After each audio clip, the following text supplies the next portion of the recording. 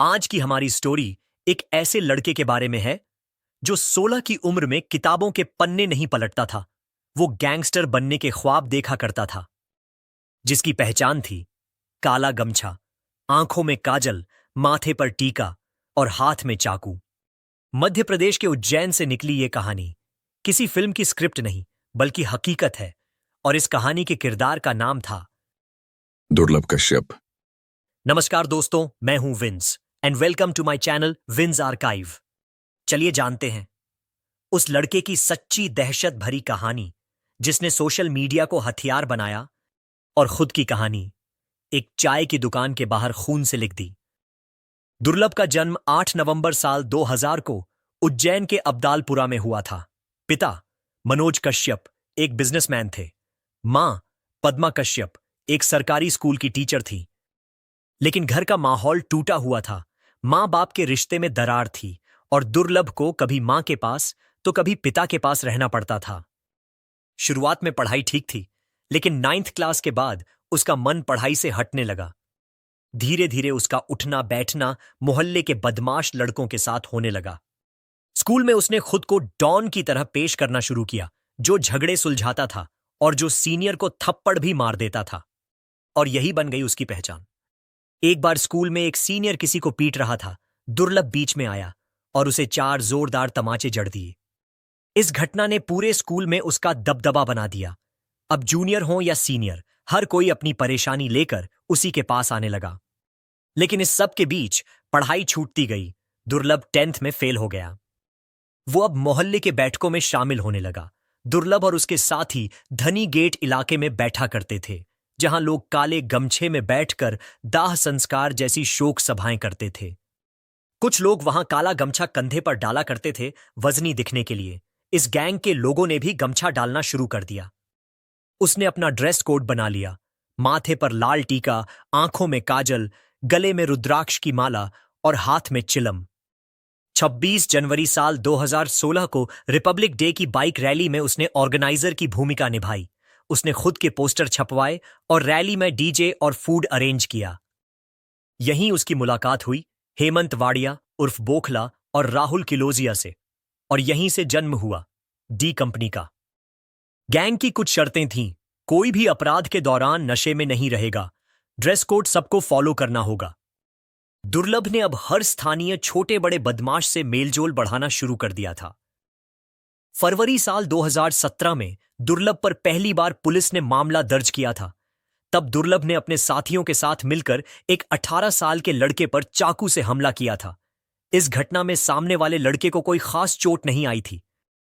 Police के मुताबिक उज्जैन का दानी गेट इलाका डागर और टाक परिवार के बीच वर्चस्व की लड़ाई का गवाह रहा है। पुलिस के मुताबिक इस लड़ाई के मुख्य वजह है उज्जैन में कार्तिक मेले में उठने वाला पार्किंग का ठेका। हेमंत बोखला के जरिए दुर्लभ डागर परिवार के करीबी राहुल किलोजिया के कांटेक्ट में आया था। किलोजिया को अपना कारोबार चलाने के लिए लड़कों की जरूरत थी। दुर्लभ ने इस जिम्मेदारी का जिम्मा अपने सर लिया।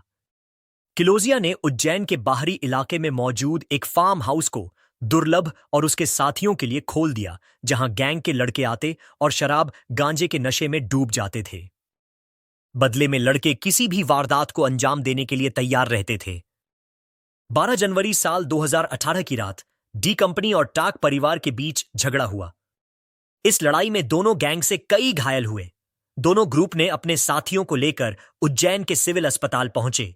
यहां फिर से दोनों गैंग आपस में टकरा गई।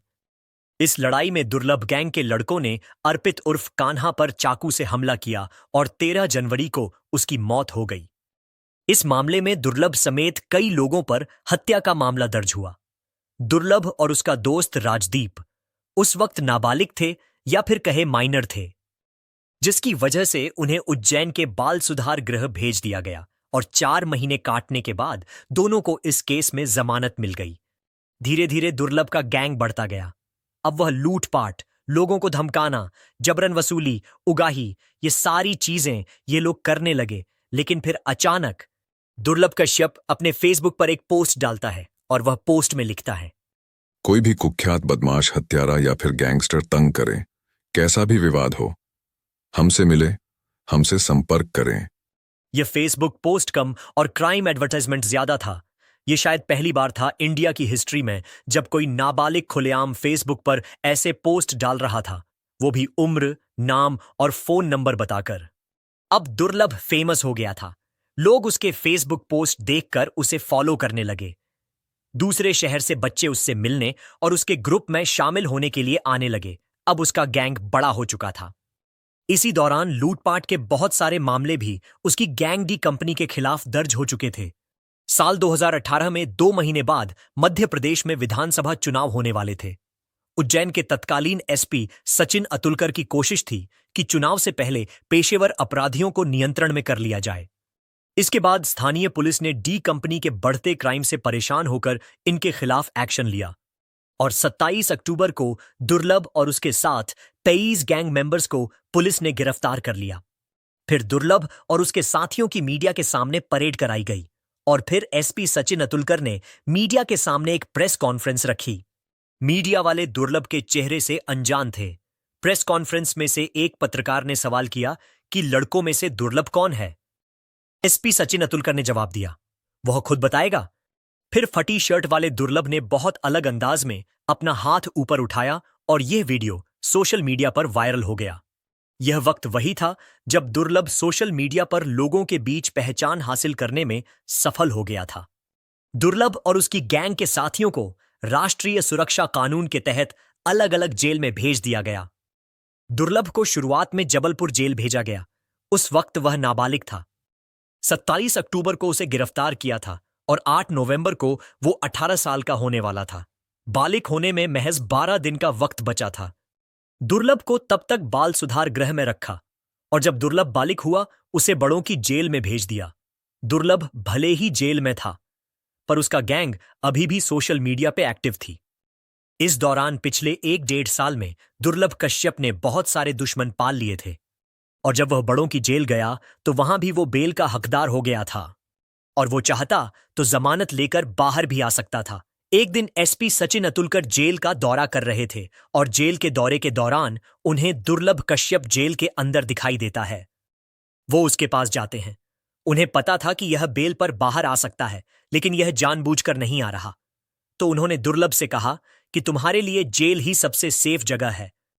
तुम जब तक जेल में हो जिंदा हो, क्योंकि इतनी कम उम्र में तुमने इतने दुश्मन पाल लिए कि बाहर जाने के बाद तुम्हें कोई भी मार सकता है।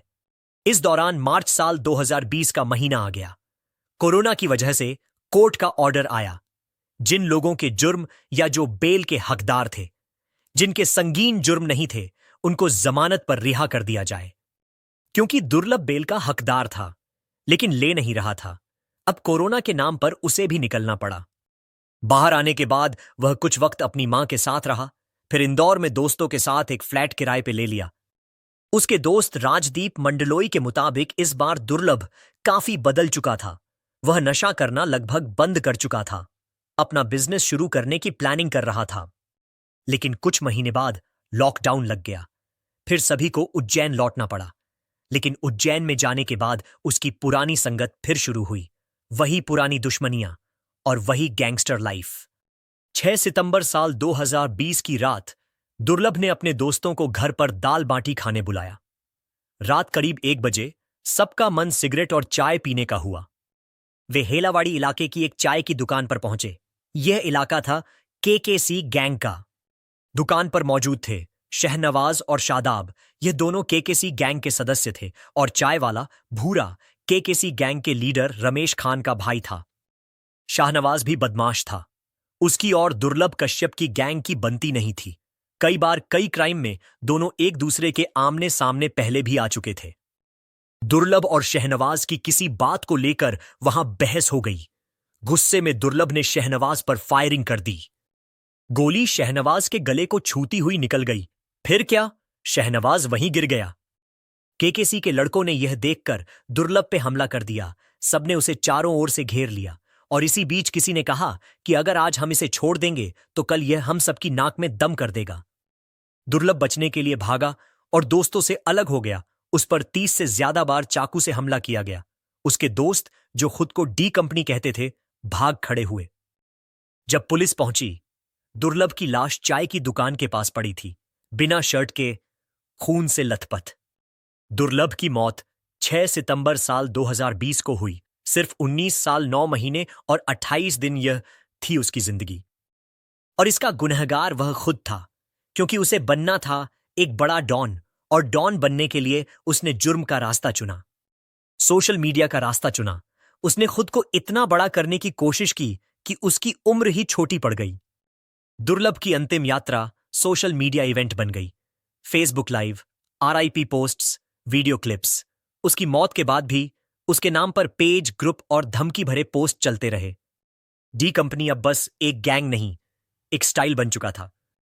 उज्जैन पुलिस का दावा है कि डी कंपनी खत्म हो चुकी है। उसके नाम पर बने सोशल मीडिया ग्रुप्स को बंद कर दिया गया है। मगर दुर्लभ का कल्चर अब भी जिंदा है। ड्रेस कोड, स्टाइल, डायलॉग्स और डर का बिजनेस। अब सवाल यह है, क्या सोशल मीडिया ने एक अपराधी को सेलिब्रिटी बना दिया? और अगर हां, तो अगला दुर्लभ बनने से कौन रोकेगा? तो दोस्तों, ये थी कहानी दुर्लभ कश्यप की, एक सोशल मीडिया गैंगस्टर की। अगर आप भी मानते हैं कि जुर्म का अंजाम कभी अच्छा नहीं होता, तो इस वीडियो को शेयर करें, कमेंट में अपनी राय जरूर बताएं। और वीडियो अच्छी लगी हो तो चैनल को सब्सक्राइब करें। मैं हूं विंस और आप देख रहे थे विंस आर्काइव्स। Signing off.